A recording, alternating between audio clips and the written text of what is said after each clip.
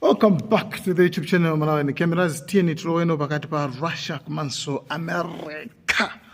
Kuti kumene kuzi kuti bwanji nanga zakhala bwanji chifukwa pachatu zimabori zijaru zimasitima zijaru pachatu kuzijaka kunyanja kucha. Komeno panopa breaking news ndiyo kuti Russia yarulusano statement pankhani yokhuzana ndi conflict mkangano umene ulipo pakati pa America ndi Russia. Pachatu Russia pachata unkhala chete sina nkhulukana kali kosi. Kwa lewali ndo amene sobano Kremlin kamene kumene ndithu ku Russia ayankhula statement yawo. Ndiye iwo ayankhula kunena kuti oyankhula so tukamba za sobanazo oyankhula sobana Peskov amene ali spokesperson wayankhula kunena kuti ndizoonadi pasamakhale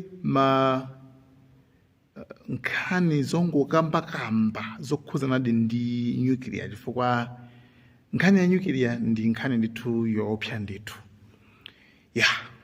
ndi nkhani ndithu yoopsa ndithu ndiye sizifunika ndithu kuma zikambakamba ndi chonchobe komabe ifeyo titaona kuti Trump atumizabe ujini zakezo sikuti to us kwa ifeyo sikuti zinatanthauza ngati kuti it's a threat like chiopsezo kuti kwachema ayi ife sitinatanthauza choncho ife tinangotanthauza kuti okay banga Trump atumiza basi komano ife tinalibe sikuti mwakuti ndiye atolankhani anayisira kufuna kufusa kwanu zoti ndiye inuyo mmene mukuyankhuliramu kuti sizofunika kumangokamba zokhuza ndi nuclears.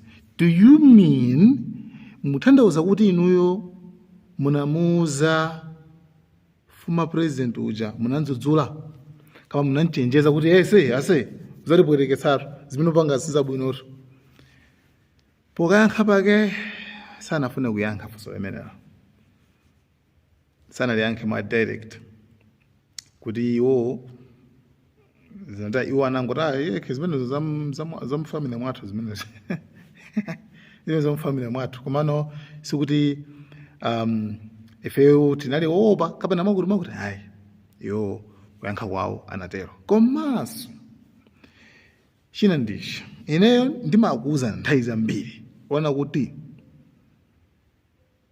America ija singayesere kupanga straight kungoipanga attack Russia ija sizingatheki zimenezo atha kumakwayo nje komano kubweya straight kuti guys tendikayimenye na Russia zimene sizingatheki yet zimene sizingatheki osathusa kuti chifukwa kuti umasapota Russia no komano ma facts chilungamo chake chino sizingatheki kuti America ingonyamuka kuti tenoko nawupasane ma reason why ambirimbiri angapo nawupasane reason ine nayo khuza ndi mulomo upita kuwango polisa amapereka ma sanctions chabwino pano paso ndendifana upasane sono reason ina aso yomalizira kuti sizingatheki kuti wacho angopita straight akango polisa reason ine ndino kuti leloli ayankhula kwanena kuti okay deadline ija ndipo chani ndi Friday right should be Friday yes Friday ndi deadline le ndi Monday Friday ndikuti America kwene kutenga action pati pepacha kufana awo pia zakale ndeno muone zimene zachitika apa tsopano America ikutumiza nthumwi yawo ku Russia dzina lake Witkoff akuti akakambirani za nkhani What? Are you thinking what I am thinking? No, come on guys, I don't see what I think, I said I'm thinking.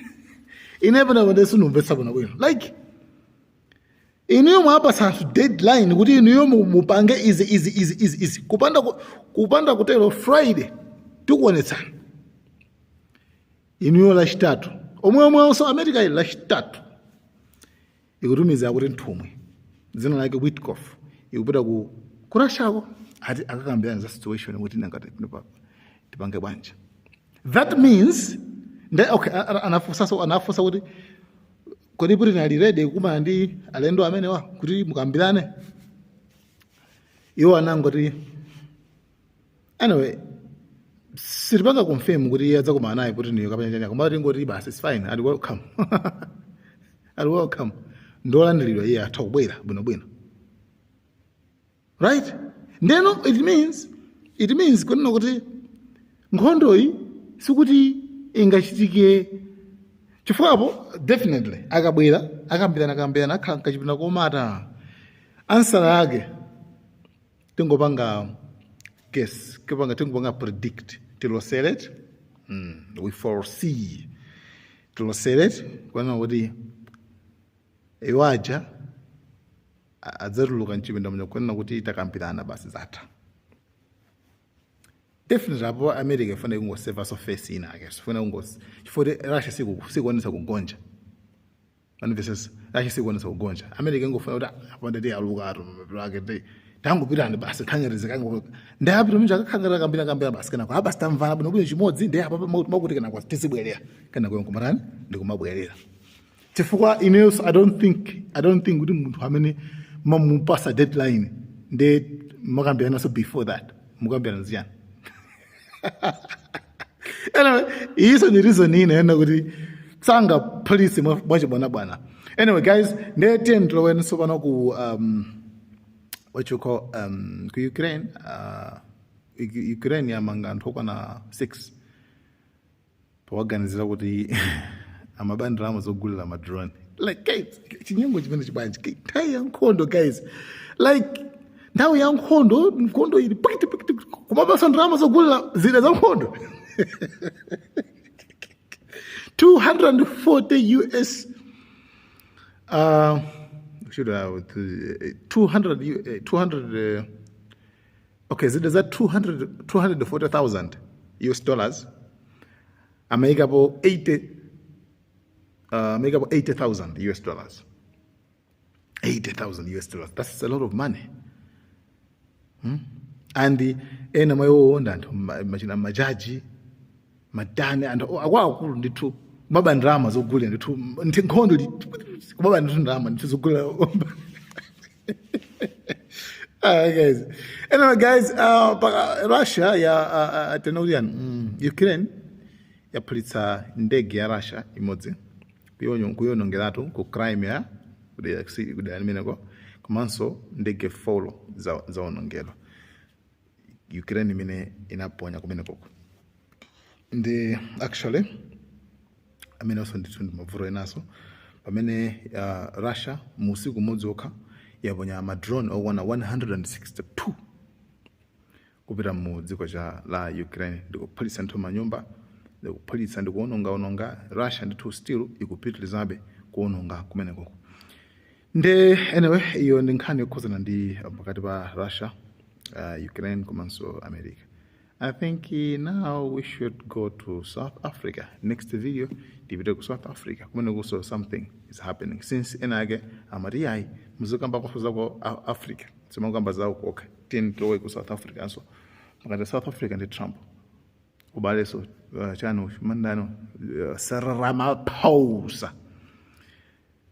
Umuvuta kupanga fix ubale wa America komanso RSA, Republic of South Africa. Malawi Cameras, next video. See you in the next video.